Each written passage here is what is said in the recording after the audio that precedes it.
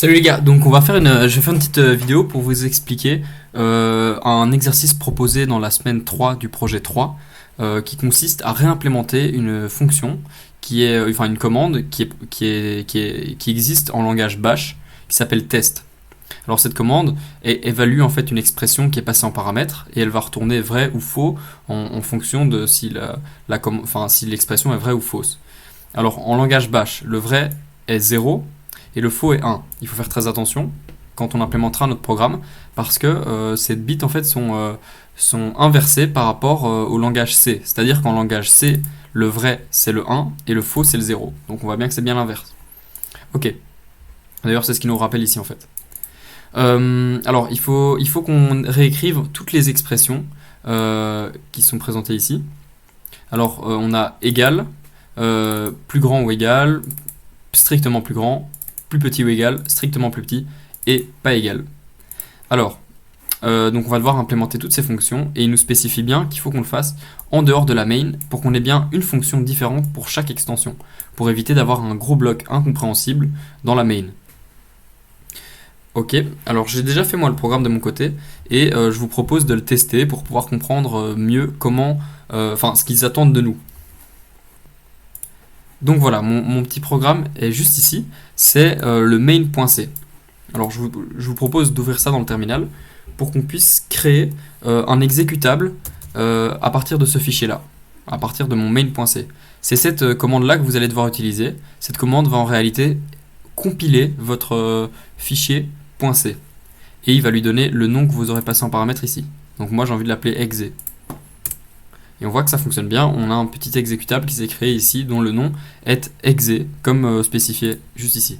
D'accord, et maintenant si on exécute notre exe en faisant ./ et qu'on spécifie par exemple 4 non égal à 4, il devrait nous renvoyer faux puisque 4 est bien égal à 4.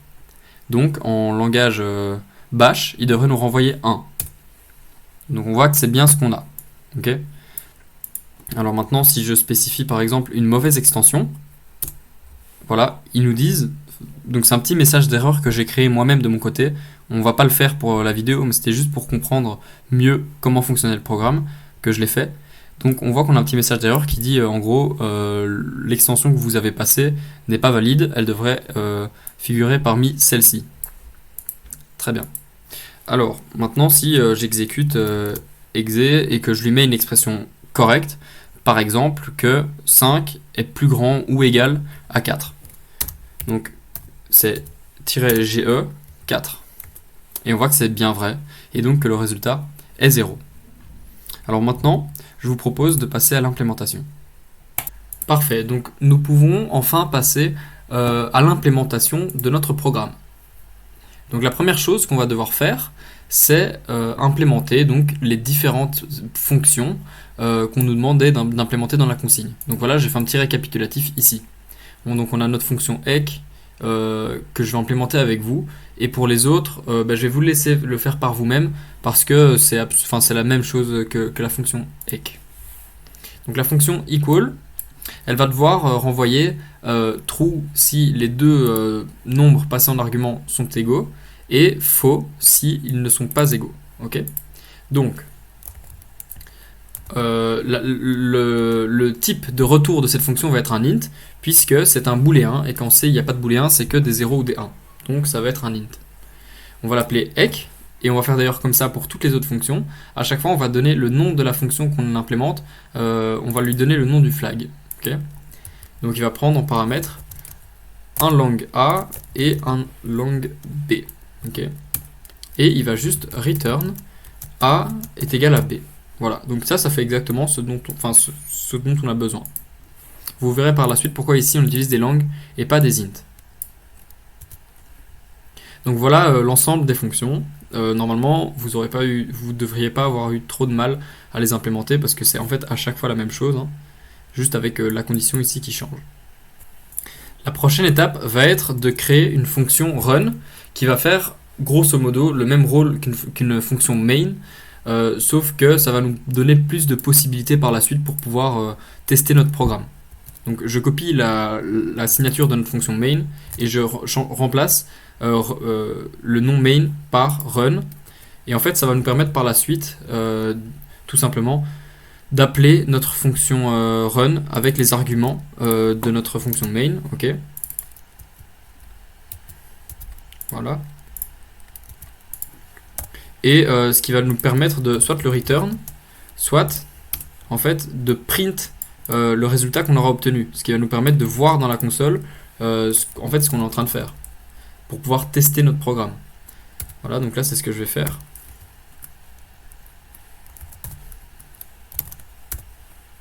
Voilà. Alors là, il faut juste importer notre printf. Ouais, donc là en fait je montrerai à la fin de la vidéo, mais on aura plusieurs include à faire, mais bon, je me doute que vous n'auriez pas trop de mal à le faire. Voilà, donc donc là en fait le corps de notre fonction main est fait et on devra même plus y toucher. Pour ça, c'est ok. Il y a maintenant le corps de notre fonction run à écrire. Alors ce qu'on va faire, premièrement, c'est qu'on va devoir créer une fonction convert qui va convertir les arguments qu'on aura passés à notre fonction, qui seront à la base des strings, donc celui-ci par exemple et celui-ci, en entier. Et également traiter le cas d'erreur où ce que l'on aura passé dans la chaîne de caractères n'est pas un entier. Par exemple si c'est un string, ou par exemple si j'entre cette commande-ci. On voit que si je fais enter ici, on a bien un message d'erreur qui est renvoyé en disant le premier et le troisième argument doivent absolument être des entiers, sinon ça fonctionnera juste pas. Ok, donc on va créer notre méthode convert. Notre méthode convert va retourner un int parce que ça va tout simplement être un booléen qui va renvoyer true si ça s'est bien passé et qu'on a pu convertir la string, et qui va renvoyer false si c'est pas le cas. Et il va prendre en argument le nombre qu'on doit convertir, donc la string plutôt qu'on doit convertir, qu'on va appeler s, et il va aussi prendre en argument le pointeur d'une variable dans laquelle on va devoir stocker la valeur. Ce pointeur devra être de type long, et donc je spécifie bien que c'est un pointeur. Voilà. Alors, ce qu'on va faire dans notre run, c'est que nous allons créer deux entiers. On va créer l'entier A, voilà, et on va créer l'entier B. Alors ce qu'on aimerait bien faire ici, c'est appeler notre convert pour convertir le premier argument de argv et le stocker dans A, et faire de même avec le troisième argument de argv et le mettre dans B. Et dans le cas où ça s'est mal passé, on aimerait bien lancer une erreur. Voilà. Alors ça, à quoi ça va ressembler? Notre appel ici, on aura donc if convert, on passe, donc convert, je rappelle qu'ici c'est d'abord la string qu'on doit convertir. Alors notre première, ça va être argv1, ça c'est le premier paramètre de notre premier appel de convert, et le deuxième, ça va être le pointeur de A, autrement dit ceci. Alors, si cet appel-ci s'est bien passé, donc si ceci return true, ça veut dire qu'on a bien réussi à convertir A et qu'il n'y a pas eu de problème et que tout est bien correct. Par contre, on va faire la même chose avec B, et c'est pour ça que je mets un opérateur logique et. Et on va juste faire la même chose ici. Je vais copier cet appel et je vais le coller. Sauf que ici, je vais mettre 3 et que je vais stocker la conversion du troisième argument, du troisième emplacement de argv. Je vais le stocker dans B. Voilà. Alors si ça s'est bien passé, ça veut dire que dans A et dans B, nous avons les valeurs converties de nos deux strings. Voilà, donc ça c'est parfait. Ce que je vais faire ici, c'est que je vais mettre un note pour dire que si ça ne s'est pas bien passé, ceci, eh bien ça veut dire qu'on doit renvoyer une erreur. On va faire return 3. On fait return 3 parce que c'est un message d'erreur. Je rappelle ici que dans les spécifications, le programme renvoie 1 si l'expression passée en argument est fausse, et il va en fait, n'importe quel autre nombre que 1, autre que 0, va renvoyer faux.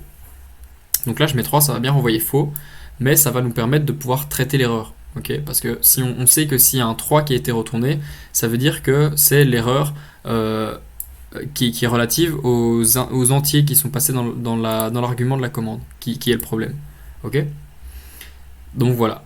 À l'issue de cette ligne, les valeurs sont bien stockées dans A et dans B. Parfait. Nous avons une autre erreur que nous devons traiter. C'est l'erreur selon laquelle il n'y aurait pas assez d'arguments qui seraient passés dans la commande. Pas assez ou trop. Ok? Alors je rappelle que dans la commande, il nous faut absolument 3 arguments. 1, 2, 3. Si on en a plus, ça va faire une erreur. Ok? Si on en a moins, ça devrait faire aussi une erreur. Parfait. Alors ça, comment on fait pour le savoir? Pour savoir combien il y a d'arguments passés, il suffit juste d'évaluer argc. Il faut absolument que argc soit égal à 4. Pourquoi 4? Alors que ici, je suis censé avoir 3 arguments, parce que le nom du fichier est compté comme un argument. Voilà. Donc si argc est différent de 4, alors on va faire return 2 pour notre premier cas d'erreur. Et donc ça, c'est notre deuxième cas d'erreur. Voilà pourquoi j'avais fait return 3. Très bien. Est-ce qu'on va encore avoir un autre résultat d'erreur? Oui, on va encore en avoir un. C'est le cas où notre flag ici est pas bon. Par exemple, si je fais "-e", on voit bien que il n'est pas dans l'ensemble des flags qui sont proposés. Donc ça devrait aussi lancer une erreur. Ici, on voit bien, le flag devrait être parmi ces flags-ci, et on voit qu'il n'y est pas. Alors ça, on va le traiter par la suite. L'étape suivante va consister à implémenter la fonction convert. Dans la fonction convert, nous allons utiliser une méthode built-in dans C qui s'appelle strtoll et qui est une méthode très intéressante parce qu'elle nous permet de retirer à partir d'une string un entier. Okay, donc par exemple, si j'ai la string 1, 2, 3, 4, elle va nous retourner 1234. Par contre, si j'ai la string 1, 2, 3, 4, E, par exemple 1, 2, 3, 4, E, 1, 2, 3, 4, elle va aussi nous retourner 1, 2, 3, 4. Elle va évaluer la string jusqu'au moment où il y a un caractère qu'on ne peut pas évaluer. Okay, donc, strtoll. Le premier paramètre de strtoll, ça va être la chaîne de caractères que nous voulons évaluer. Très bien. La deuxième chaîne de caractères de strtoll, ça va être un pointeur dans lequel strtoll va passer l'entièreté de la chaîne de caractères qu'elle n'a pas pu évaluer. Par exemple, dans le cas où nous avions la chaîne de caractères 1, 2, 3, 4, E, 1, 2, 3, 4, voilà, la strtoll va stocker dans le pointeur que nous devons passer en second argument la chaîne de caractères E, 1, 2, 3, 4, parce qu'elle n'a pas pu l'évaluer à cause du caractère E. Ok, alors créons ce pointeur qui doit être de type char et qu'on va appeler end. Alors, ce que nous devons passer en argument de la fonction strtoll, c'est l'adresse de ce pointeur, autrement dit le pointeur de ce pointeur. Comme ceci. Oui, il s'appelle end, pardon. Et enfin, le dernier argument, ça va être la base dans laquelle nous voulons convertir. Donc on va choisir une base décimale. Très bien. Et cette fonction ici va renvoyer un long qu'on va stocker dans une variable qu'on va appeler x. Ok, donc jusque là, tout s'est bien passé. Alors, je rappelle que la fonction convert devait retourner true si la conversion s'était bien passée et false si elle ne s'est pas bien passée. Qu'est-ce que j'entends par bien passé ou pas bien passé? Ce que j'entends par bien passé, c'est que l'entièreté de la chaîne de caractères a pu être bien évaluée. C'est-à-dire qu'il n'y a aucune partie de la chaîne de caractères qui n'a pas pu être évaluée, comme ici par exemple. La partie de la chaîne de caractères qui n'a pas pu être évaluée est stockée dans la variable qui est pointée par end. Autrement dit, si end ne contient que le caractère \0, ça veut dire que end est vide et que l'entièreté de la chaîne de caractères a pu être évaluée. Donc, je peux écrire le programme. If end est égal uniquement au caractère \0, ça veut dire que tout s'est bien passé et que l'entièreté de la chaîne de caractères a pu être évaluée. Dans ce cas, je vais return 1 pour renvoyer le booléen qu'on devait renvoyer grâce à la méthode convert, pour dire que tout s'est bien passé. Ça, c'était la première chose. Et la deuxième chose, c'est que nous devons stocker dans la variable qui est pointée par le pointeur passant l'argument, nous devons y stocker la valeur de x. Donc je mets l'astérisque pour dire que nous considérons la variable et pas le pointeur, et je dis que c'est égal à x. Par contre, si ça s'est mal passé, alors je vais return 0 pour dire que ça ne s'est pas bien passé. Je renvoie donc le booléen équivalent à faux. Et je vais par précaution stocker dans la variable pointée par pointeur la valeur 0 pour éviter que le compilateur la considère comme une variable non initialisée. Mais cette valeur-là, en fait, nous importe très peu, puisque en fait, elle ne sera même pas utilisée, étant donné qu'on va lancer une erreur. Maintenant que nous avons réussi à convertir les entiers A et B qui étaient passés dans la commande, il ne nous suffit plus qu'à savoir quelle fonction nous allons devoir utiliser pour pouvoir les comparer. Alors, pour faire ça, on va devoir utiliser une nouvelle méthode qui s'appelle strcmp, qui va comparer deux chaînes de caractères. Donc la chaîne de caractères par exemple A et la chaîne de caractères B. Bon alors c'est pas les bons types, mais c'est juste pour expliquer comment fonctionne la fonction strcmp. Alors elle va renvoyer un nombre positif si la chaîne de caractère A est supérieure à la chaîne de caractère B et ils sont comparés dans l'ordre lexicographique. Il va renvoyer un nombre négatif si la chaîne de caractère B est supérieure à la chaîne de caractère A. Et enfin, si les deux chaînes de caractères sont équivalentes, qu'elles sont égales, alors elle va renvoyer 0. Et c'est cette dernière propriété qui va nous être utile. Donc notre premier cas, ça va être if strcmp de argv2. Ça va toujours... D'ailleurs, je vais créer une variable qui va stocker argv2, parce que comme ça, je ne vais pas devoir à chaque fois taper argv2, qu'on va appeler flag. Voilà. Et il va être égal à argv2. Très bien. Donc, si flag comparé à la chaîne de caractères -eq, alors bien entendu, c'est pas à flag. Si cette fonction nous retourne 0, ça veut dire que les deux chaînes de caractères sont équivalentes. Donc, nous allons devoir retourner la comparaison entre A et B avec la fonction égale. Voilà. Donc, nous allons faire return ec A, B. Voilà. Donc, nous allons juste utiliser la même méthode pour chacun des flags possibles.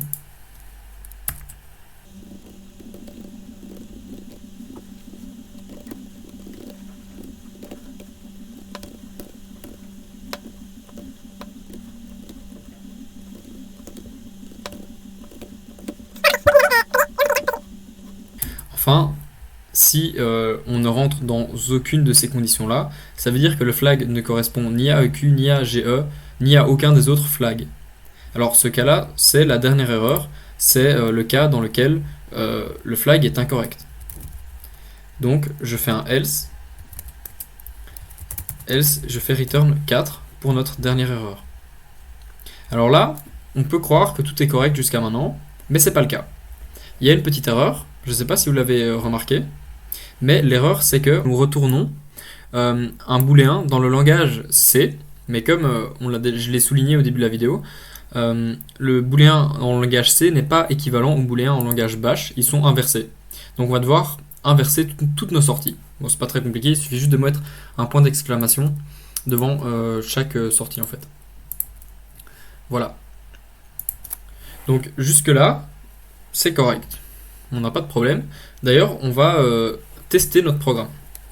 Voilà, donc là je suis dans le dossier qui contient mon programme. Je vais ouvrir un terminal. Et je vais créer un exécutable avec la fonction qu'on a vue au début de la vidéo, qui est gcc-o, le nom de l'exécutable que nous voulons créer. Donc moi je vais l'appeler exe par exemple. Et voilà le nom du fichier qu'on veut compiler. on voit qu'un exécutable s'est bien créé. Donc on va exécuter notre exécutable avec les paramètres suivants. 3 égale à 3, et c'est bien entendu censé nous retourner true, à savoir 0 en langage bash.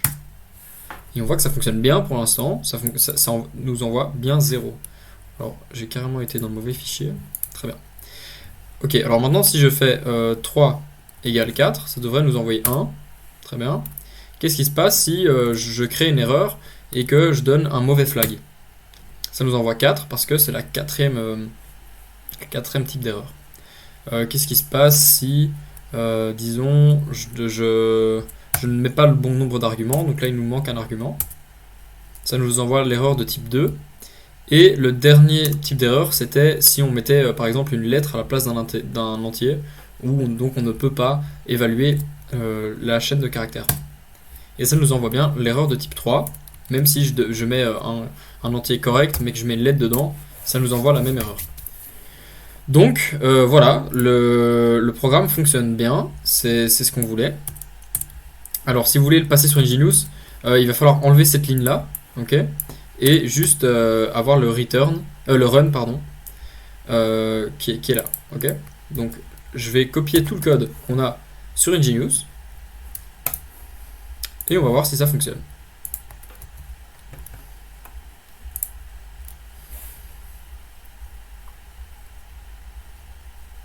Et on voit que ça fonctionne bien. Ouais, faites juste attention parce que pour cette question-là, il y a une petite contrainte, c'est qu'on peut évaluer son code que 2 fois toutes les 12 heures. Je pense que c'est pour vous forcer à tester votre code dans la ligne de commande. Donc c'est pour ça que je trouve que la fonction run est importante. C'est pour pouvoir print le résultat. Voilà, j'espère que ça vous aura aidé.